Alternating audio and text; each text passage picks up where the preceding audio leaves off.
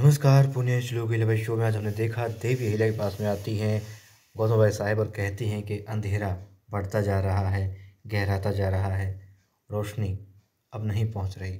वो कहती है हम समझ नहीं पा रहे सासूबाई अब क्या कहती हैं। तो वो बताती हैं मल्हार राव सूबेदार जी ने खुद को कमरे में बंद कर लिया है और वो भी बिना रोशनी के, और खाना भी खाने से इनकार कर दिया है, खाना वापस आ गया है। अब देवी अहिल्या जाती है, साथ में गौतम बाई साहेब जाती हैं, दिए उनके हाथों में होते हैं और वहाँ पर जाकर के वो फिर से प्रकाश कर देती हैं। मल्हार राव सूबेदार जी कहते हैं कि ऐसा मत करो, उन्हें ये अंधेरा ही अब सुहा रहा है, क्योंकि वो खंडेराव होलकर से दूर हैं, चाह करके भी खंडेराव तक नहीं पहुंच पा रहे हैं, और अब तो सीताबाई होलकर भी उनसे दूर चली गई है। वो दुखी हैं और बहुत ज़्यादा अपने आप को कष्ट महसूस कर रहे होते हैं। देवी अहिल्या समझाती है कि अंधेरे को दूर करना है तो सिर्फ दिया ही जलाना होगा, क्योंकि छोटा सा दिया गहरे से गहरे अंधकार को मिटा सकता है। वो कहती है चाहे चारों तरफ आपको अंधेरा दिखाई दे रहा हो, कुछ भी प्रकाश का कुछ भी बिंब जो है दिखाई ना पड़ रहा हो, मगर एक दिया आप जला दीजिए तो आपको दिया कितनी भी दूर से, कितने भी अंधकार में दिखाई दे ही जाएगा चमकता हुआ।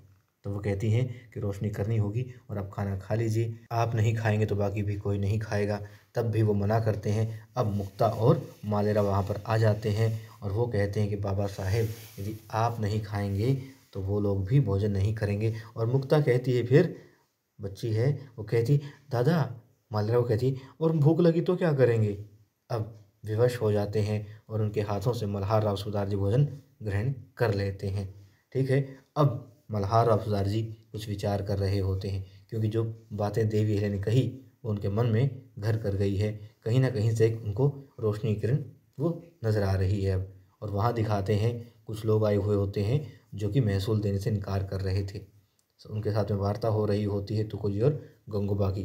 गंगोबा कहते हैं आप महसूल क्यों नहीं देते, तो कहते हैं हम क्यों दें, खंडराव होलकर रहे नहीं, अब भला दुश्मन हम पर हमला कर सकते हैं तो कौन बचाएगा, क्योंकि आप तो खुद अपने छोटे सूबेदार को नहीं बचा पाए।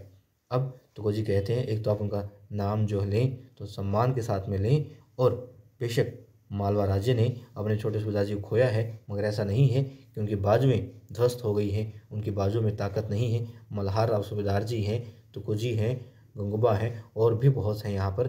प्रत्येक सैनिक अपने आप में एक बड़ा योद्धा है और सैकड़ों दुश्मनों से लड़ने की ताकत अकेला रखता है, चाहे तो आजमा लीजिए। बड़े सख्त लहजे में वो कहते हैं कि महसूल तो आपको देना होगा, और यदि वो लोग कहते हैं यदि ना दें तो हम अपनी खुद सेना बना लें। तो तब गंगोबा कहते हैं देखिए आपको जो सुविधाएं मिलती आई हैं वो मिलती रहेंगी, यदि आप अपनी जो महसूल है समय पर भरते रहेंगे तो, और आपको अंतिम मौका दिया जाता है, जल्द ही महसूल जमा करवा दीजिए, अन्यथा गंभीर परिणाम आपको भुगतने पड़ेंगे। और वहाँ पर तलवार भी खींच ली थी तुकोजी ने, मगर रोक लेते हैं गंगूबा। अब वो लोग वहाँ से चले जाते हैं और पीछे ये बातें सारी सुन रही होती है, देख रही होती है रकमा बाई, जो बहुत ज़्यादा खुश हो जाती है ये रूप देख करके तुकोजी का। और तुकोजी उनके देख करके रकमा पर नज़र पड़ जाती है। अब तुकोजी मन ही मन कहते हैं रकमा तुम ये क्या कर रही हो, ऐसे बातें नहीं सुननी चाहिए। और रकमा मन ही मन कहती कि वाह मज़ा आ गया, ऐसे ही रहो, बहुत वीर लग रहे हो, बहुत अच्छे लग रहे हो।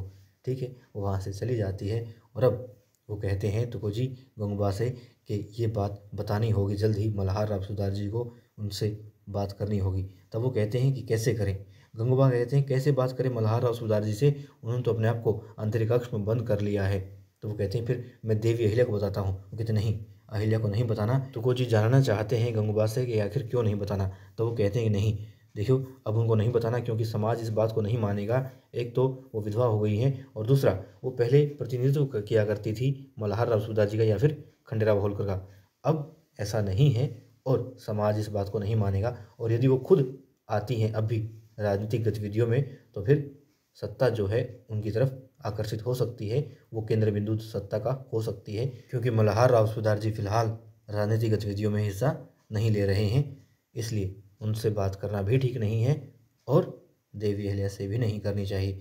फिर तुकोजी कहते हैं कि आखिर देवी अहिल्या यदि शासन भूमिका निभाती है, शासक बन भी जाती है, तो क्या आपत्ति है। वो कहते हैं समाज स्वीकार नहीं करेगा, तुम समझो तुकोजी। अब तुकोजी कहते हैं समाज की बात तो बाद में गंगूबा, पहले आप बताइए क्या आप स्वीकार करेंगे। वो कहते हैं नहीं, मैं इस बात को स्वीकार नहीं करूँगा कि देवी अहिल्या गद्दी पर बैठे।